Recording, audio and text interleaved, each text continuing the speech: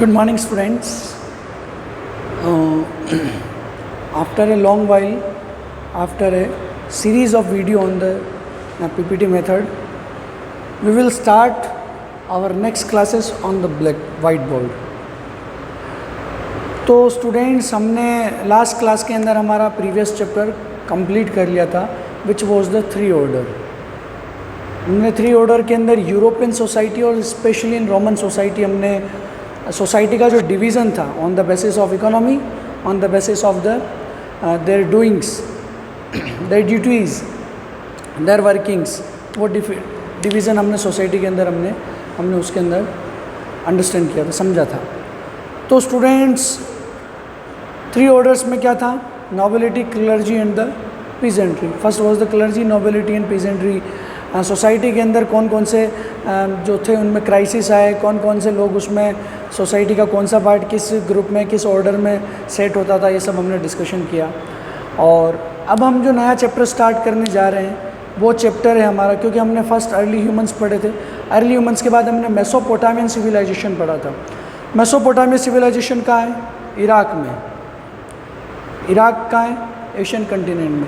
तो इराक के आसपास वाला जो एरिया था, ऊपर ईरान हो गया, साइड में गल्फ़ ऑफ अरेबिया हो गया, गल्फ़ कंट्रीज़, ओमान, कतर, मक्का, मदीना, ये सब वाले एरिया जो हैं, बस मेसोपोटामिया सीरीज जो चली उसके अगली वाली स्टेप हम पर पहुंचते हैं. जब सिविलाइजेशन से आगे जब मॉडर्नाइजेशन आया, सोसाइटी के अंदर कुछ और डेवलपमेंट्स हुए, तो उस चैप्टर का नाम अपना chapter number 4, central Islamic lands.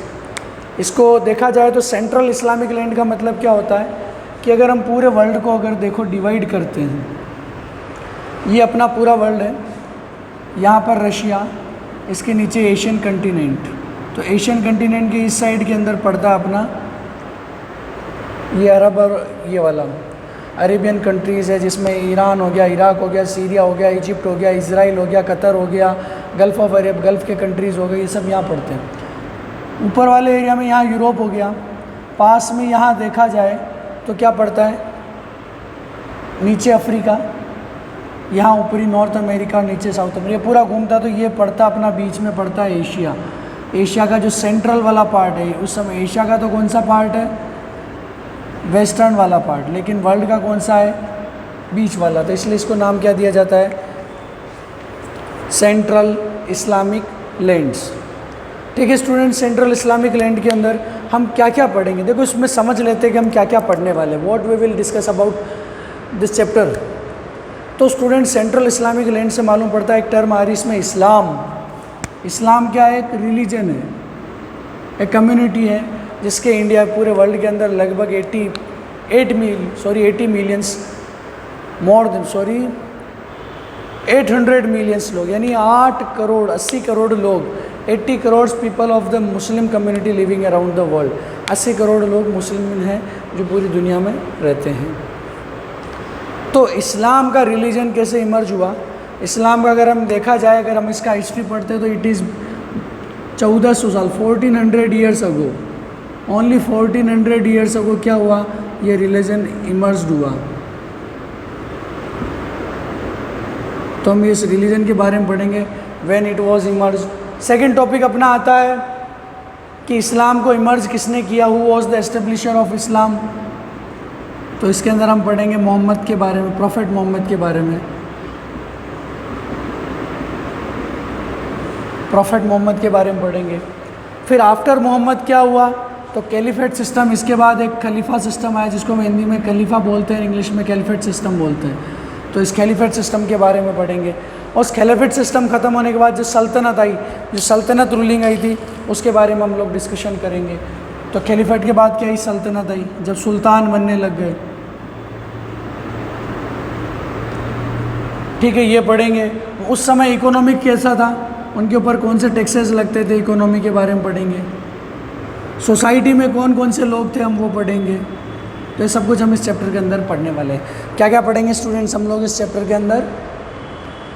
Central Islamic lands के बारे में हम पढ़ेंगे, इस्लाम के बारे में पढ़ेंगे, इस्लाम रिलीजन क्या है, कैसे इमर्ज हुआ, who was the establisher of Islam, मोहम्मद की क्या पॉलिसीज़ थी, क्या स्ट्रेटजीज थी, वो हम इस चैप्टर में पढ़ने वाले हैं. ये रिलीजन कब इमर्ज हुआ, कितने साल पहले हुआ, कैसे हुआ, हज क्या है, हिज्र क्या है, अलग अलग टर्म्स पढ़ेंगे. उस समय कैलिफेट सिस्टम क्या है, सल्तनत क्या है, और टैक्स का जो है वो इकोनॉमी कैसा है, वो सब कुछ हम इसके अंदर डिस्कशन करने वाले हैं। तो स्टूडेंट्स हम अब स्टार्ट करते हैं चैप्टर को। तो पहला टॉपिक अपना पड़ता है कि how can we know about Islam और इस्लामिक हिस्ट्री।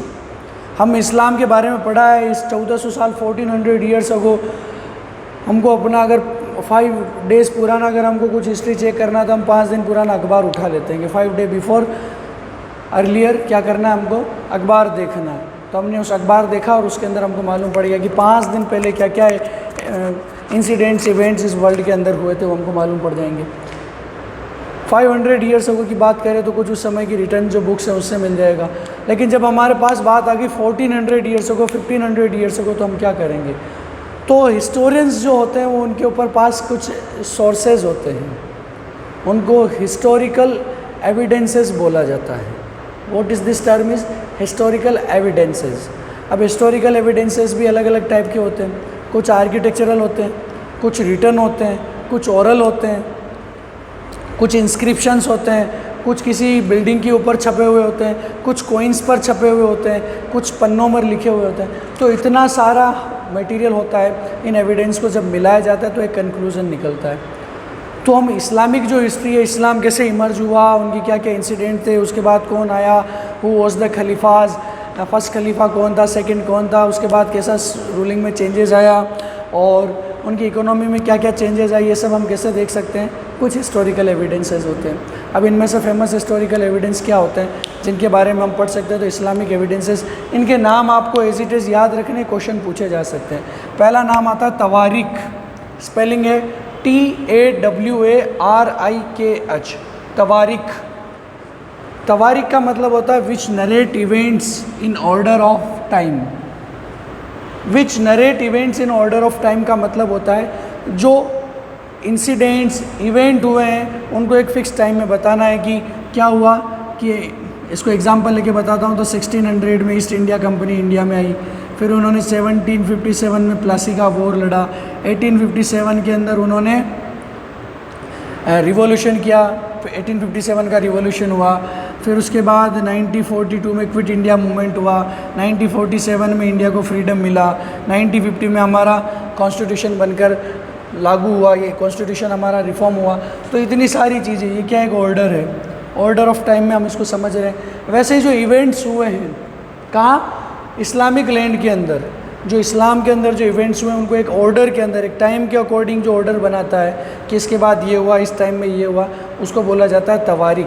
तारीख से याद किया जा सकता है इसको, क्या कि तवारीख का मतलब क्या हो गया?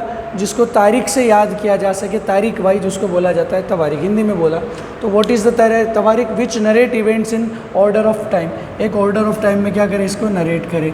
अगला देखते हैं, पहला याद हो गया टर्म कि हम तवारीख से याद सकते हैं।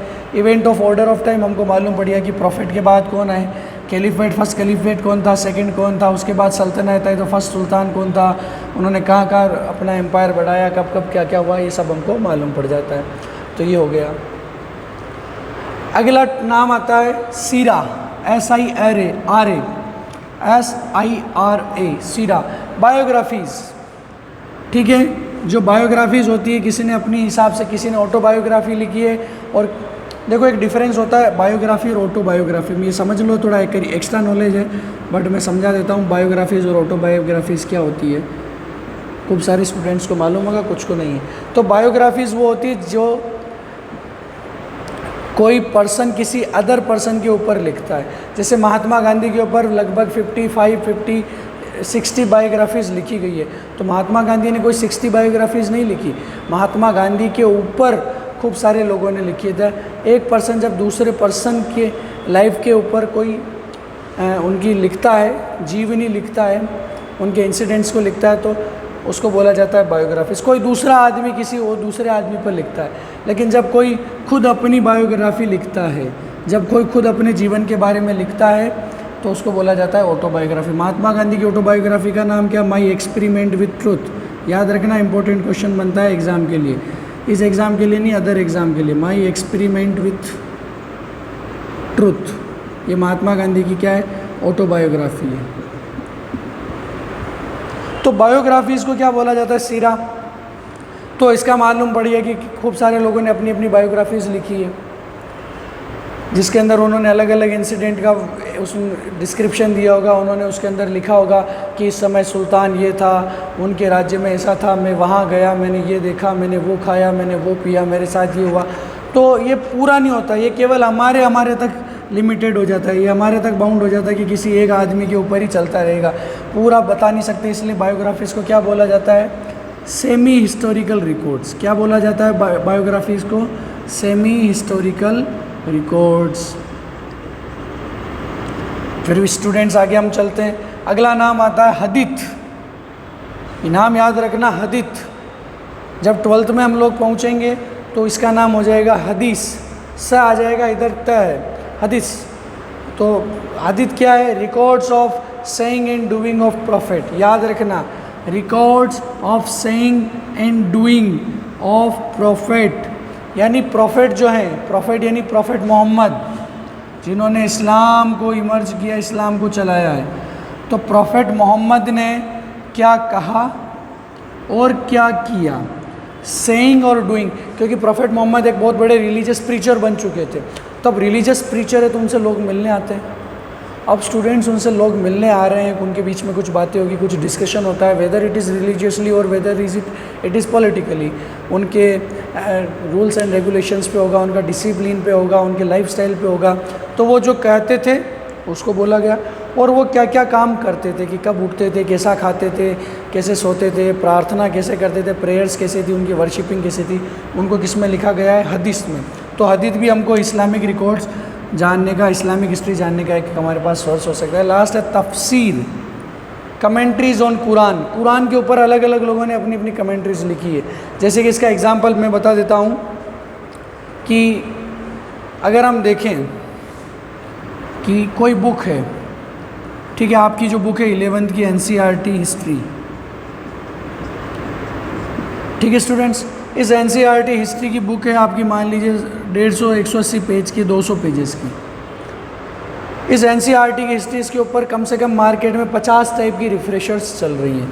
How many refreshers are in trend of this? 50 refresher चल रही है। एक्चुअल बुक ये है, इसके ऊपर 50 रिफ्रेशर चल रही है। ये 50 क्या है? इन बुक्स के ऊपर कमेंट्रीज़ है, अलग अलग लोगों ने अपने अपने हिसाब से इस पर लिखा है। तो कुरान के ऊपर भी कुछ ऐसी कमेंट्रीज़ लिखी गई है, उनको क्या बोला जाता है? तफसीर। तफसीर यानी कमेंट्रीज़ ऑन कुरान। तो हम 4 प्रकार के सोर्सेज हमारे पास होते हैं, तवारीख, सीरा, हदीथ और तफसीर। तो हमारा ये क्वेश्चन बन सकता है कि हम how can we know about the Islamic history? तो we can know about the many historical records, historical evidence, like specially in Islamic times, तवारीख, सीरा, हदीथ, तफसीर, ये पुराने रिकॉर्ड्स हैं। और अब क्वेश्चन पूछा, और एक्चुअल में देखा जाए तो देखना कि जो इस्लामिक हिस्ट्री वो 19th सेंचुरी से एकदम बिल्कुल प्रॉपरली लिखी गई है। कब से? प्रॉपरली 19th सेंचुरी से। किन्होंने लिखी? ओरिएंटलिस्ट होते हैं, एक टर्म आती है ओरिएंटलिस्ट। ओरिएंटलिस्ट लोग वो थे जो यूरोपियन थे, यूरोपियन जो स्कॉलर थे, उन्होंने अलग अलग जहाँ जहाँ उनके जो कॉलोनीज़ बनी, इंडिया के अंदर भी अंग्रेज आए, उधर इराक, ईरान, टर्की एरिया में भी पहुँचे, तो वहाँ गए, उन्होंने वहाँ का रिलीजन पढ़ा है।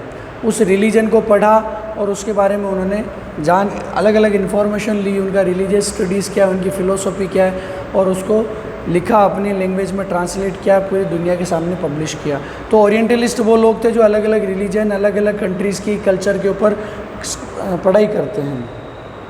अगला टर्म हमारे पास आता है, अगला क्वेश्चन आता है द राइज़ ऑफ इस्लाम। क्या है टॉपिक हमारा? The rise of Islam. अगर हम देखें राइज़ ऑफ इस्लाम क्या है, तो इसको मैं समरी एक बार आपको ओरली बता देता हूँ कि what is the rise of Islam, कि इस्लाम कैसे बना। तो इसका स्टोरी ऐसे है, जिसको मैं आपको समझा दूंगा अभी। चलो मैं इसको ब्लैक बोर्ड पे, वाइट बोर्ड पे समझा देता हूँ। पहले मैं इसको इरेज कर देता हूँ, 1 मिनट रुकना।